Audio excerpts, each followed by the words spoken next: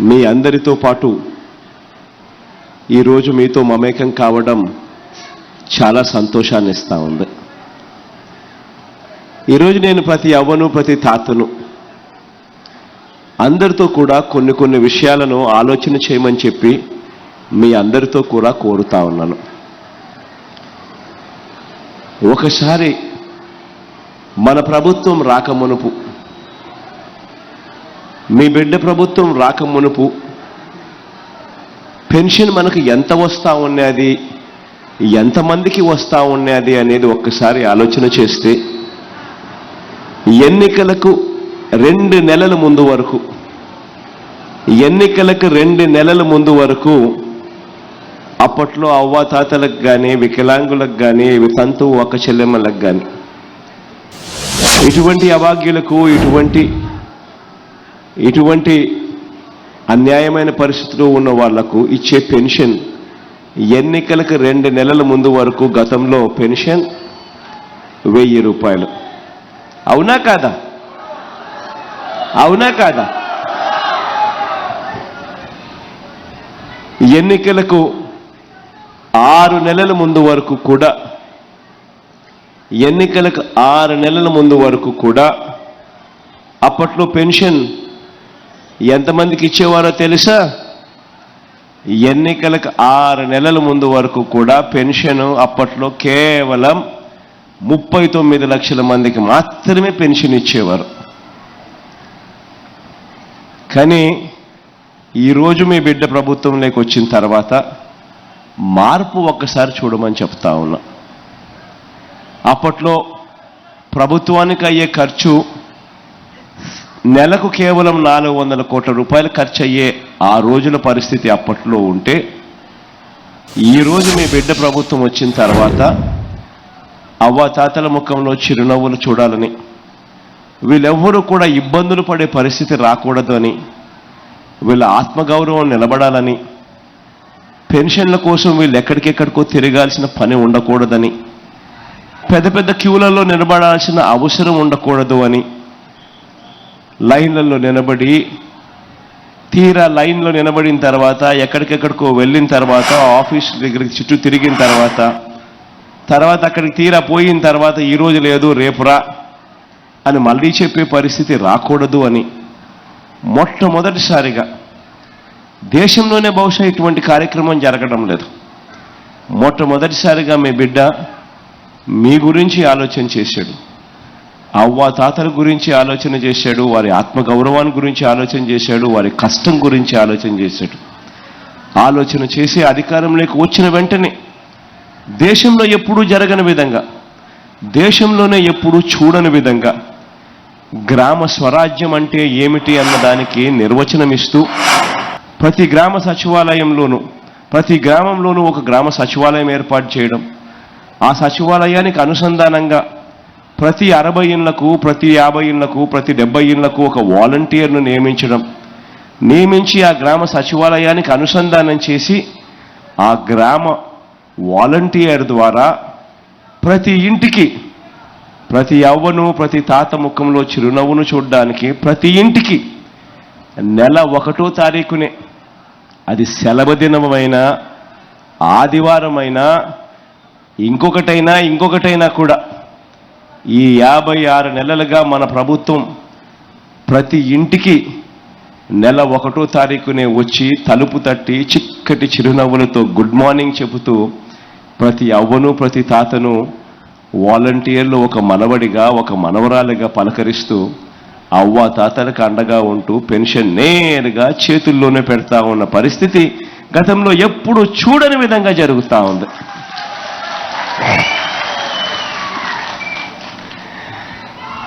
మార్పు అన్నది ఒక్కసారి గమనించమని అడుగుతా ఉన్నా.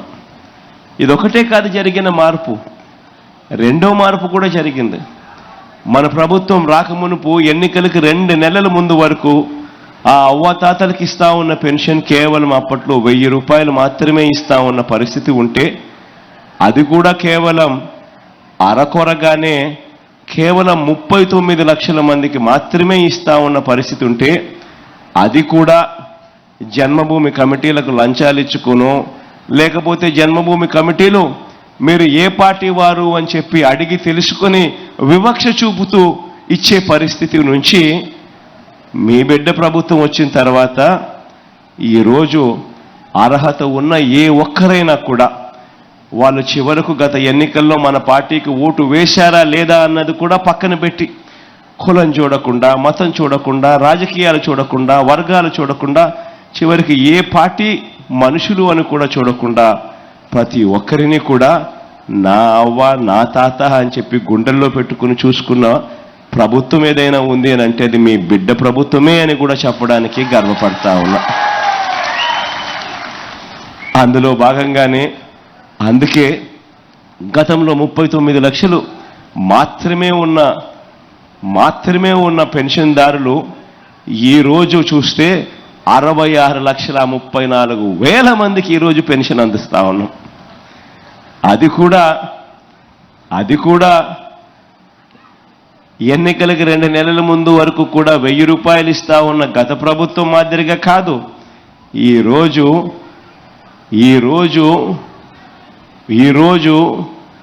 ఏకంగా 3,000 దాకా పెంచుకుంటూ పోయి కూడా మరి అవ్వాతాతలకు మంచి చేసే కార్యక్రమం జరుగుతూ ఉంది.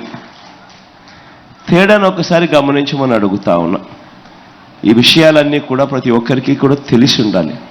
ఎందుకనంటే అవ్వాతాతల గురించి ఏదైనా పట్టించుకోవాలన్నా మనసులో ప్రేమ ఉండాలి. ఆ అవ్వల మీద, ఆ తాతల మీద, ఆ భాగ్యుల మీద, వారి మీద మనసులో ప్రేమ ఉంటేనే ఇటువంటి కొత్త రకమైన ఆలోచనలు, ఇటువంటి మంచి చేసే ఆలోచనలు బయటకు వస్తాయి. గత పాలకులను చూశారు, నాకన్నా ముందు చంద్రబాబు నాయుడు గారిని కూడా చూశారు. ఆయన ఎప్పుడు అంటూ ఉంటాడు, 14 ఏళ్ళు నేను ముఖ్యమంత్రిగా చేశానంటూ ఉంటాడు, నేను 3 సార్లు ముఖ్యమంత్రిగా పరిపాలన చేశానని కూడా చెప్తా ఉంటాడు ఆయన. కానీ 3 సార్లు ముఖ్యమంత్రి అయి ఉండొచ్చు, కానీ 14 ఏళ్ళు ముఖ్యమంత్రిగా పరిపాలన చేసి కూడా ఉండొచ్చు. కానీ ఏ ఒక్క రోజు కూడా మీ బిడ్డ మాదిరిగా అవ్వాతాతల గురించి ఏ రోజైనా ఒక్క రోజైనా ఆలోచన చేశాడా అన్నది మీ అందరూ కూడా ఆలోచన చేయమని కోరుతా ఉన్నా. కారణం ఏమిటి అని అంటే మనసులో ఉండాలి ప్రేమ మనసులో ఉంటేనే అది చేతల్లో బయటకు వస్తుంది. అప్పుడే అవ్వాతాతల ముఖంలో చిరునవ్వును చూడాలని తాపత్రయం ఉంటేనే ఆ ప్రేమ అనేది బయటకు వస్తుంది.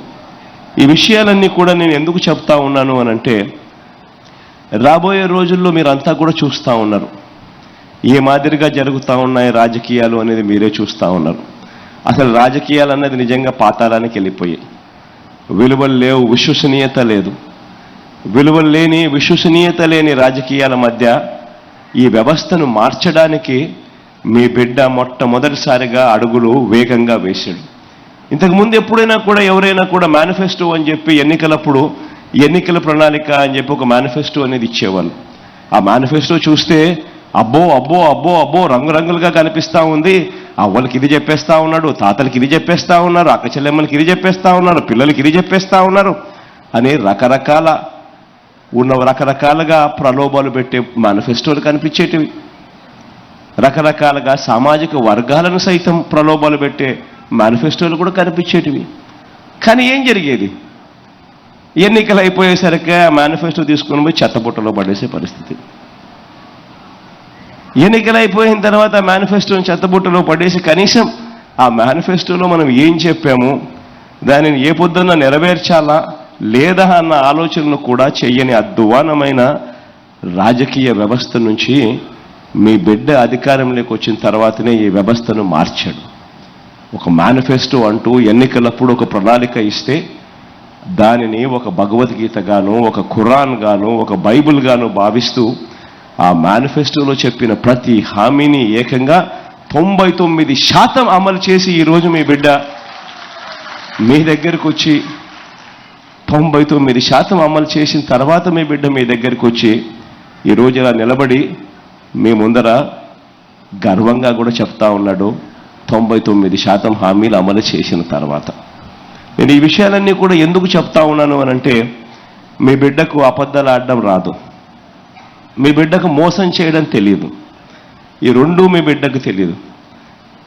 కాబట్టి మీ బిడ్డ వాళ్ళ మాదిరిగా చంద్రబాబు నాయుడు గారి మాదిరిగా, ఆయన కూటమి మాదిరిగా మీ బిడ్డ వాళ్ళ మాదిరిగా అబద్ధాలతో పోటీ పడలేడు, మోసాలతో పోటీ పడలేదు. ఎందుకంటే వాళ్ళు ఎలాగూ చేసేదే లేదు కాబట్టి, ఎలాగూ చెప్పడానికి ఏముంది, నోటికి అడ్డేముంది, అబద్ధాలకు రెక్కలు కట్టేస్తే సరిపోతుంది, ఎలాగూ చేసేది లేదు కదా అనే మనస్తత్వం వాళ్ళది. కానీ మీ బిడ్డది అలా కాదు. మీ బిడ్డ ఏదైనా చెప్పాడు అనంటే అది ఖచ్చితంగా చేసి చూపిస్తాడు మీ బిడ్డ. అందుకనే మీ బిడ్డ అబద్ధాలు చెప్పలేడు కాబట్టి, మోసాలు చేయలేడు కాబట్టి కొన్ని వాస్తవాలు కూడా మీ అందరి ముందు కూడా ఉంచుతా ఉన్నా. ఈరోజు అందరూ కూడా ఆలోచన చేయమని అడుగుతా ఉన్నా. ఈరోజు జనాభా ప్రకారంగా 5 కోట్ల ఆంధ్ర రాష్ట్రం మంది. ఈ జనాభా ప్రకారంగా చూస్తే ఇలా 66,34,000 మందికి పెన్షన్ అందుకుంటా ఉన్న జనాభా ప్రకారం చూస్తే అత్యధికంగా ఇస్తా ఉన్న రాష్ట్రం జనాభా ప్రకారం మనదే. ఇది ఒకటి గుర్తుపెట్టుకోవాల్సిన అంశం. రెండోది ఏమిటి అంటే 3,000 రూపాయలు పెన్షన్ ఇస్తా ఉన్న రాష్ట్రం అసలు దేశంలోనే ఇంకొకటి లేదు. ఈ రాష్ట్రం ఆ రాష్ట్రంగా దేశంలోనే ఎక్కడ లేదు. ఈరోజు పెన్షన్లకు సంబంధించి గతంలో చంద్రబాబు నాయుడు గారి ప్రభుత్వంలో నెలకు 400 కోట్ల రూపాయలు కూడా కాని పరిస్థితి నుంచి ఈరోజు పెన్షన్లకు సంబంధించి నెలకు 2,000 కోట్ల రూపాయలు కేవలం పెన్షన్ల కోసం మాత్రమే ఇస్తా ఉన్న పరిస్థితి. సంవత్సరానికి 24,000 కోట్ల రూపాయలు పెన్షన్ల రూపకంలో ఇస్తా ఉన్న పరిస్థితి.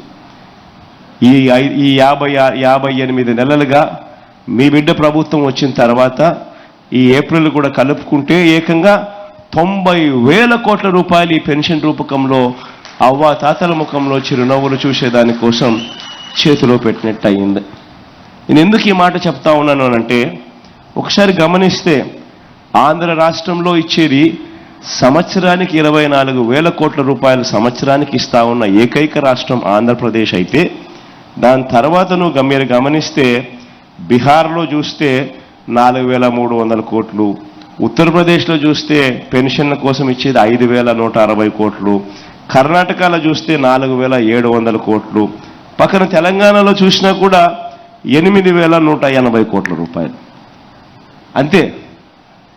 ఒక ఆంధ్ర రాష్ట్రం మాత్రం చూస్తే పెన్షన్ల కోసం ఇస్తా ఉన్న డబ్బు ఏకంగా 24,000 కోట్ల రూపాయలు కేవలం దీనికోసం ఇస్తా ఉన్నా. ఈ విషయాలన్నీ కూడా ఎందుకు చెప్తా ఉన్నాను అంటే, రేపొద్దున మోసం చేసేందుకు 4,000 అంటారు, 5,000 అంటారు, 6,000 అంటారు. అయితే మోసం చేయడానికి ఎలాగూ చేసేది లేదు కాబట్టి ప్రతి ఒక్కరికి 8,000 కూడా అంటారు. కానీ వాస్తవం ఏమిటి అని అంటే, ప్రతి ఒక్కరూ గుర్తుపెట్టుకోండి, ఏదైనా కూడా చేసేవాడు ఎవడైనా ఉన్నాడు అనంటే, మంచి చేసే మనసు ఎవరికైనా ఉంది అనంటే, నేను ఈరోజు గర్వంగా కూడా ఒక మాట అయితే మీ అందరికీ ఒక మాట అయితే ఇస్తా ఉన్నా. మేనిఫెస్టోలో నేను చెప్పినా చెప్పకపోయినా, ఎందుకనంటే చేయగలిగిందే నేను చెప్పాలి, చేయలేనిది నా నోట్లో నుంచి రాకూడదు, నేను చెప్పకూడదు, చేయగలిగిందే చెప్పాలి. కానీ నేను మేనిఫెస్టోలో చెప్పినా చెప్పకపోయినా ఈ 58 నెలల పాలన చూస్తే చాలా కనిపిస్తాయి మీ అందరికీ కూడా. నేను చెప్పనివి చాలా చేసినవి అన్నీ కూడా మీ అందరికీ కూడా కనిపిస్తాయి. మీ అందరికీ కూడా ఒక్క విషయం మాత్రం నేను హామీ ఇస్తా ఉన్నా, ఏదైనా ఎక్కడైనా ఎవరైనా కూడా పేదలకు కానీ, అవ్వాతాతలకు కానీ, పిల్లలకు కానీ, ఇటువంటి ఏ సెక్షన్స్కైనా కూడా మంచి చేసే విషయంలో జగన్తో పోటీ పడే నాయకుడు ఈ దేశంలోనే ఎక్కడా ఉండడని మాత్రం చెప్తా ఉన్నా. వెసులుబాటును బట్టి అవకాశం ఉంటే మాత్రం ఎక్కడా కూడా మీ బిడ్డ తగ్గడు. అవ్వాతాతల విషయంలో మరీ ముఖ్యంగా అసలు తగ్గే అవకాశము, తగ్గే పరిస్థితి అసలు ఉండదని కూడా చెప్తా ఉన్నా. ఈ విషయాలన్నీ కూడా మీ అందరికీ ఎందుకు చెప్తా ఉన్నాను అనంటే, 2014లో ఏం జరిగింది అన్నది కూడా మీరందరికీ కూడా తెలిసి ఉండాలి. గతంలో ఇదే చంద్రబాబు నాయుడు 2014లో మీకు గుర్తుందే ఉంటుంది. నా సిద్ధం సభలు చూస్తూ ఉన్నారా, టీవీలలో అన్న చూస్తూ ఉన్నారా మీరంతా? నా సిద్ధం సభల్లో నేను చెప్పే మాటలన్నీ కూడా నా సిద్ధం సభల్లో నేను మాట్లాడే మాటలన్నీ కూడా మీరంతా ఒకవేళ నిజంగా చూస్తూ ఉండింటే టీవీలలో చూసే వాళ్ళందరూ చేతులు ఒక్కసారి పైకి ఎత్తండి. చూసేవాళ్ళు మాత్రమే.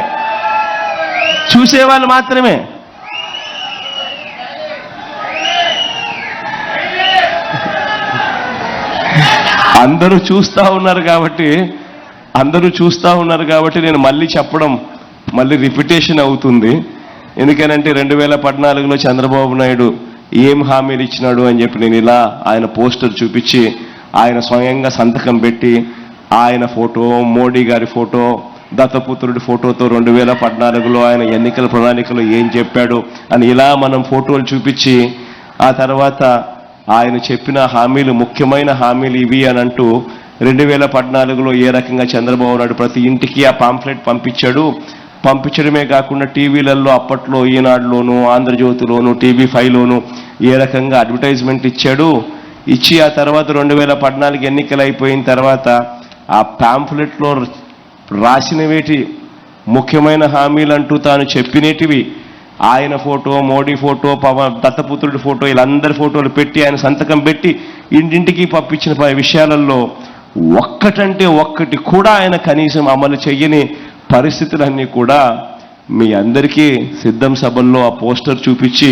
చంద్రబాబు నాయుడు గారు సంతకం పెట్టిన ఆ ముఖ్యమైన పాంఫ్లెట్, ముఖ్యమైన హామీల పాంఫ్లెట్, మీ ప్రతి ఇంటికి పంపించిన పాంఫ్లెట్ చూపించి మీ అందరికీ కూడా చెప్పడం జరిగింది.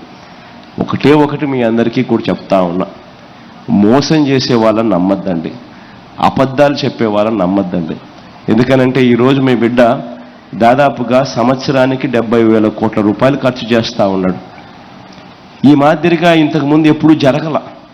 మీ బిడ్డ ఈ మాదిరిగా ఎందుకు చేయగలుగుతా ఉన్నాడు అని అంటే ఎక్కడా కూడా కరప్షన్ లేకుండా, ఎక్కడా కూడా వివక్ష లేకుండా మీ బిడ్డ తీసుకొచ్చిన సమూహమైన మార్పులు తీసుకొచ్చాడు. కాబట్టి ఎప్పుడూ చూడని విధంగా, ఎప్పుడూ జరగని విధంగా ఆంధ్ర రాష్ట్ర చరిత్రలో ఈరోజు సంవత్సరానికి 70,000 కోట్ల రూపాయలు దాదాపుగా మంచి చేయిస్తూ ఈరోజు పనులు జరుగుతూ ఉన్నాయి. కానీ ఈరోజు సూపర్ 6 అంటా ఉన్నాడు చంద్రబాబు, సూపర్ 7 అంటా ఉన్నాడు చంద్రబాబు. వాటికి ఇటువంటివన్నీ కూడా కలుపుకుంటే మొత్తానికి చంద్రబాబు నాయుడు గారి హామీలు 1,40,000 కోట్లు దాటుతూ ఉన్నాయి. అంటే జగన్ పూర్తిగా వ్యవస్థను పూర్తిగా ఎటువంటి కరప్షను లేకుండా, ఎటువంటి వివక్ష లేకుండా 70,000 కోట్ల రూపాయలు ఖర్చు చేసే పరిస్థితి జగన్కే చాలా కష్టంగా ఉంటే ఆయన సునాయాసంగా నోట్లో నుంచి చెప్పేటి అబద్ధాలే కదా అని 1,40,000 కోట్ల రూపాయల గురించి చెప్తా ఉన్నాడు అని అంటే ఇక దాని అర్థం ఏమిటి? అందరినీ మోసం చేసేదానికే కదా. ప్రతి ఒక్కరూ కూడా ఈ విషయాన్ని గుర్తుపెట్టుకోండి. తర్వాత మళ్ళీ చంద్రబాబు నాయుడుకు పొరపాటున ఓటేస్తే మాత్రం పులి నోట్లో తలకాయ పెట్టినట్టే అన్నది ప్రతి ఒక్కరూ కూడా గుర్తుపెట్టుకోండి. ఈ విషయాలన్నీ చెప్పి ఇక మైక్లో మీరెవరైనా మాట్లాడాలనుకుంటే మీ దాకా మైక్ పంపిస్తా. మీరేదైనా సలహాలు, సూచనలు ఏదన్నా ఇస్తే కూడా తీసుకుంటాను. అవన్నీ కూడా రాబోయే రోజుల్లో ఇంకా మన ఎఫిషియన్సీని ఇంకా పెంచేదానికోసం ఇంకా ఉపయోగపడేట్టుగా అయితే ఖచ్చితంగా ఉపయోగపెట్టుకుంటానని కూడా తెలియజేస్తా ఉన్నా.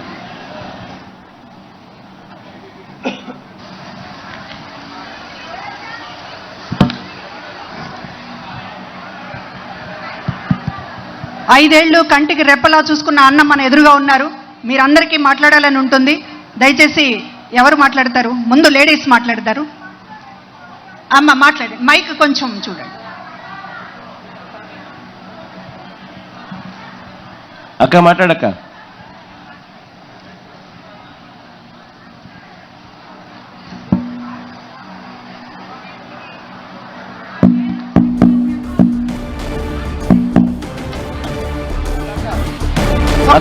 మైక్ నీది పనిచేయడం లేదక్క, ఈ మైక్ తీసుకోకు. మీ పేరు చెప్పి మాట్లాడండి అక్క. దయచేసి అందరు కూర్చోండి, ఎవరు లేవద్దు. జగన్మోహన్ రెడ్డి సార్కి మా నమస్కారాలు. నా పేరు పట్రా ప్రభావతి, మాది దర్శి. మేము ప్రతి నెల ఉదయాన్నే వాలంటీర్లు వచ్చి తలుపు తట్టి 3,000 పెన్షన్ మా చేతులలో పెట్టిపోతుంటే ఈ నెలలో మమ్మల్ని 3 చోట్లకు తిప్పారు. సచివాలయానికి వెళ్ళాము, ఇక్కడ కాదన్నారు. నాకు చదువు రాదు. ఇంకొక చోటుకి వెళ్ళాను, అక్కడ కాదన్నారు. మోకాలు నొప్పికి ఎన్ని చోట్ల తిరిగాను, ఎన్ని కష్టాలు పడ్డాను. లాస్ట్లో ఒక చోట ఇస్తున్నారు పంచాయతీ ఆఫీసులు అంటే అక్కడికి వెళ్ళి తెచ్చుకున్నాము. ఎన్ని ఇబ్బందులు పెడుతుంటాడో ఈ చంద్రబాబు నాయుడు మమ్మల్ని. మంచికైతే కాదు, మాకు వాలంటీర్లు కావాలి, వాలంటీర్ల వ్యవస్థ కావాలి. మాకు మోకాలు నొప్పికి వెళ్ళలేక చూడడానికి మనుషులం బాగున్నాం, మోకాలు నొప్పి నడవలేము. కానీ మాకు ఈ ప్రభుత్వంలో ఎంతో మంచి జరుగుతుంటే ఆ మంచిని తీసేస్తున్నాడు. మంచికి కాదు ఆయనకి, ఆయన మట్టి కొట్టుకొని పోతాడా చంద్రబాబు నాయుడు. ఆయన బతకడు ఎక్కువ రోజులు కూడా, మామ పోయినట్టే ఆయన పోతాడు. మాకైతే వాలంటీర్లు కావాలి మాకు శివప్రసాద్ రెడ్డి గారికి వాళ్ళు బుచ్చాపల్లి వెంకాయమ్మ గారు శివప్రసాద్ రెడ్డి గడప గడపకి ఎట్లా తిరిగారంటే వాళ్ళు వచ్చి మాకు ఎంత మా ఇళ్లలో మేము వండుకుంటున్నామా లేదా తింటున్నామా లేదా వాళ్ళు అడిగి కనుక్కున్నారు మమ్మల్ని. మా అమ్మకి ఓటు ఇంటికి మాకు రేషన్ పంపిస్తున్నారు, ఇంటింటికి రేషన్ పంపిస్తున్నారు, గడప గడపకి పథకాలు వస్తున్నాయి. కరోనాలో మాకు జగన్మోహన్ రెడ్డి గారు మాసులతో సహా ఇంటికి గడప గడపకు పంపించారు. రేషన్ ఉన్న ప్రతి ఇంటికి పథకాలు అందినాయి, ప్రతి ఇంటికి పంపించారు ఆయన. ప్రతి ఇంటికి ఆయన పథకాలు వచ్చున్నాయి మాకు. మాకు ఆ వ్యవస్థ కావాలి. వాలంటీర్ వ్యవస్థ మటుకు తీసేస్తే ఒప్పుకోము మేము. వాలంటీర్లు కావాలి మాకు, వాలంటీర్లు ఉండాలి మాకు. అందుకని మేము జగన్మోహన్ రెడ్డి గారిని, నా బిడ్డ కన్న బిడ్డ కూడు పెట్టడం లేదు, కన్న కొడుకు కూడు పెట్టకపోతే ఆయన ఇచ్చే 3,000 రూపాయలతో మేము బతుకుతున్నాము. మాకు అన్యాయం చేయొద్దని మేము అడుగుతున్నాము, మాకు న్యాయం చేయమని మేము అడుగుతున్నాము. అంతే. జగన్మోహన్ రెడ్డి గారికి నాకు చదువు లేదు, నాకు మాట్లాడటం రాదు, నాకు చదువు లేదు, మీరు అర్థం చేసుకో. చాలా బాగా మాట్లాడావక్క.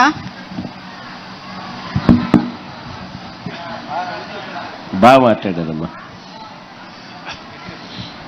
హలో హలో హలో అన్న జగనన్న, ధన్యవాదాలు.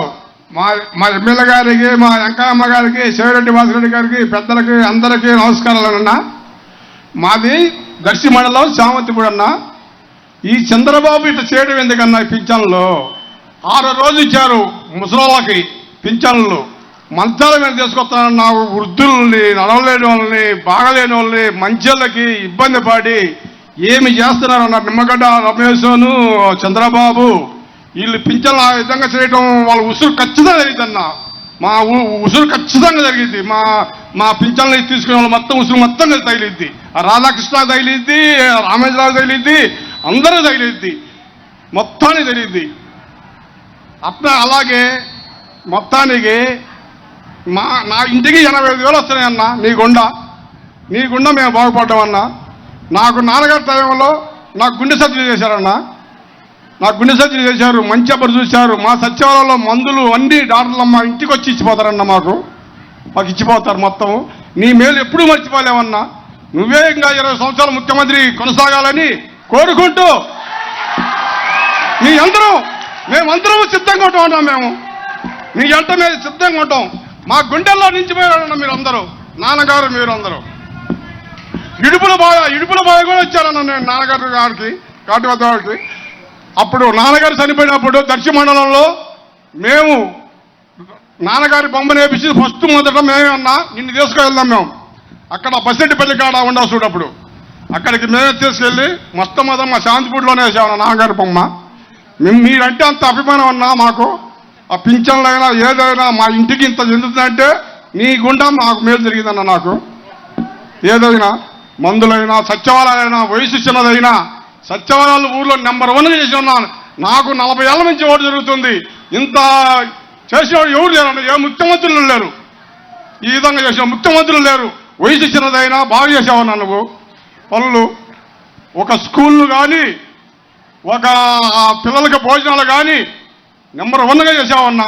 నీ ఎమ్మిడి ఒక్కసారి ఫోటో దిగుదామని అనుకుందన్న. ఒక్కసారి ప్లీజ్ అన్నా, ఒక్కసారి నేను ఉంటానో పోతానో నా సర్జరీ ఒక్కసారి. అప్పుడు శాంతిపూడిలో దిగా, ఇప్పుడు నీ ఎమ్మిడి తిరుగుదామని దిగాలన్నా.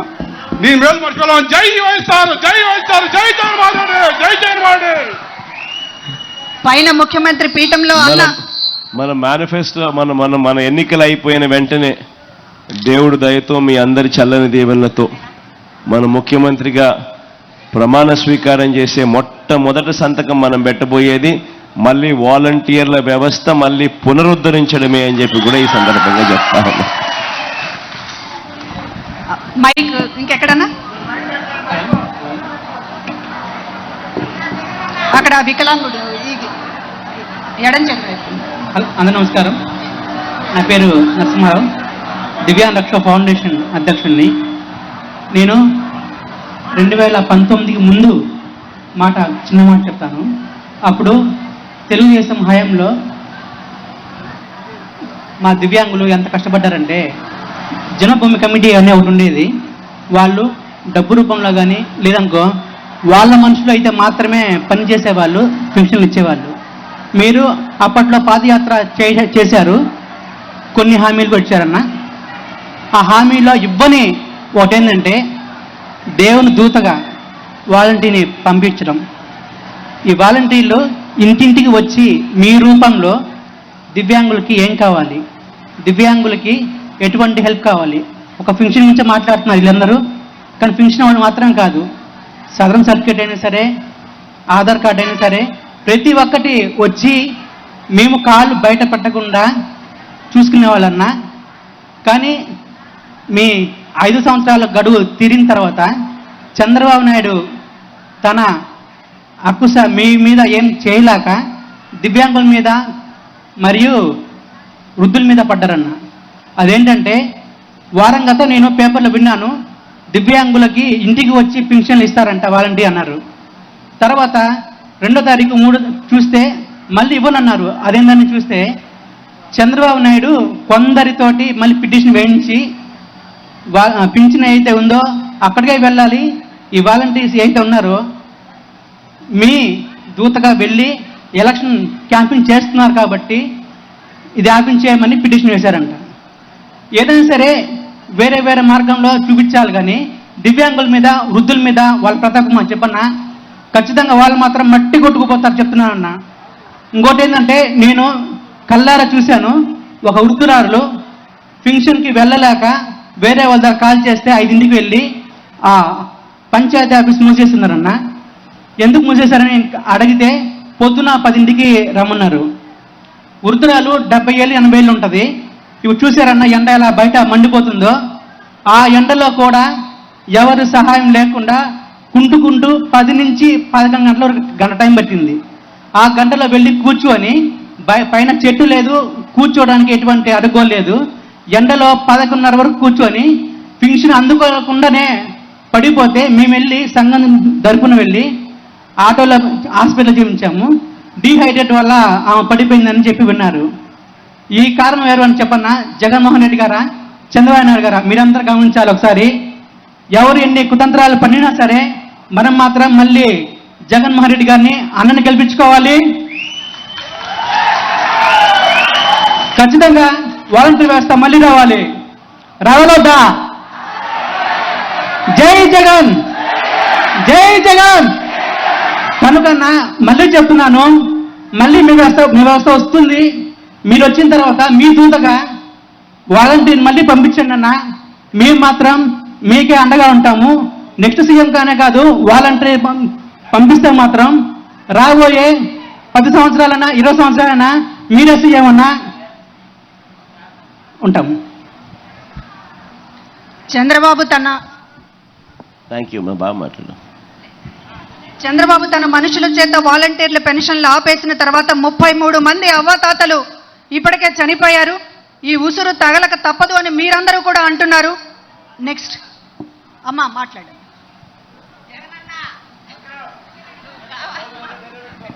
మైక్ దగ్గర పెట్టుకోండి అమ్మా. మేము మాది కుర్చేటి మండలం అగ్గురారం. నా పేరు కర్ణాటి సుబ్బులు. నాకు ఆపరేషన్లు జరిగినాయి కాలు ఇరిగితే. నాకు ఇచ్చిన పథకాలు రాని లేవు. నేను అన్నీ పొందిన 3,40,000 నాకు చెందినాయి. ఇప్పుడు ఈ ఏం చేసిన మేలు ఎన్నడూ మరవలేము. పట్టుకో.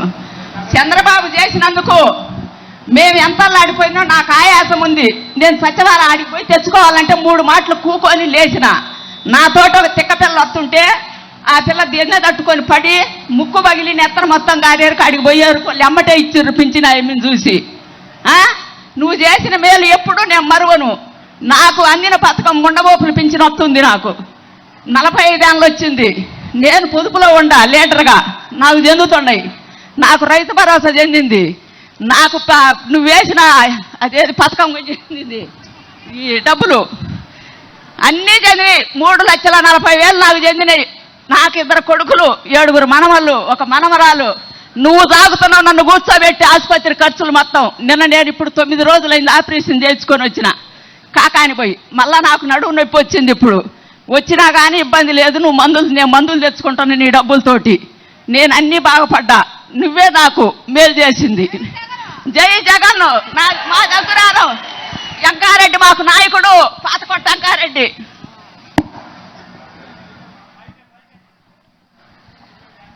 థ్యాంక్ యూ అమ్మా. నా మాట్లాడు